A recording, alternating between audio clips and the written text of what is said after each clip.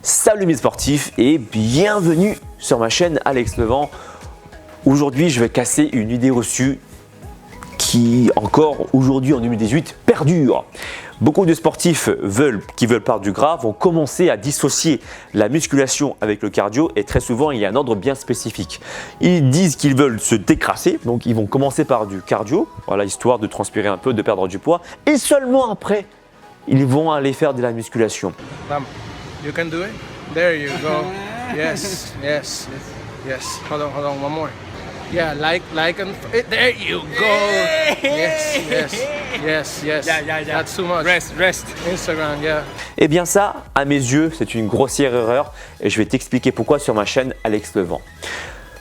La première grosse erreur qui me vient à l'esprit, c'est de me dire que lorsque tu ne fais pas de musculation, tu ne vas pas favoriser une hausse du métabolisme, à moins que tu fasses une activité cardio de haute intensité. Mais très souvent, qu'on soit bien d'accord, les gens qui veulent se décrasser, ils vont faire du cardio à basse intensité et très longtemps, voire 45 minutes, 1 heure. D'accord ?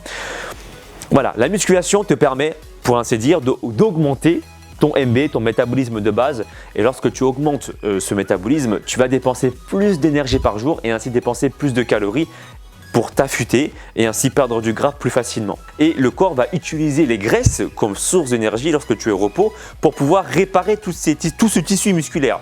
Donc, il est dans ton intérêt finalement de faire de la musculation pour pouvoir perdre du gras. Faire du cardio à basse intensité, ça se justifie bien dans ce cas spécifique parce qu'après une séance de musculation intense, tu vas sécréter de la noradrénaline qui va venir déloger les graisses récalcitrantes.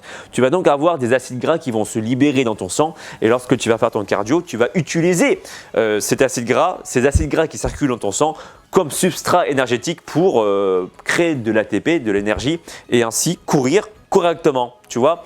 Donc, c'est intéressant dans ce cas spécifique de faire du cardio après la séance de musculation à basse intensité. Dans tous les cas, s'il te plaît, ne dissocie pas les deux, la musculation et le cardio dans des périodes de l'année pour soi-disant te décrasser et ensuite te sculpter. Fais les deux en même temps, ne fais pas cette erreur. Partage cette erreur à tous tes amis pour pas qu'ils ne la fassent, pour qu'ils puissent gagner du temps. Et toi, dis-moi dans la barre des commentaires quelle a été ton erreur principale cette année qui t'a empêché d'arriver pleinement et plus rapidement à ton objectif forme. N'oublie pas non plus de me suivre sur les réseaux sociaux, Facebook, Instagram, Snapchat, Twitter. Et puis moi, je te dis à la prochaine pour une prochaine vidéo. Ciao, ciao.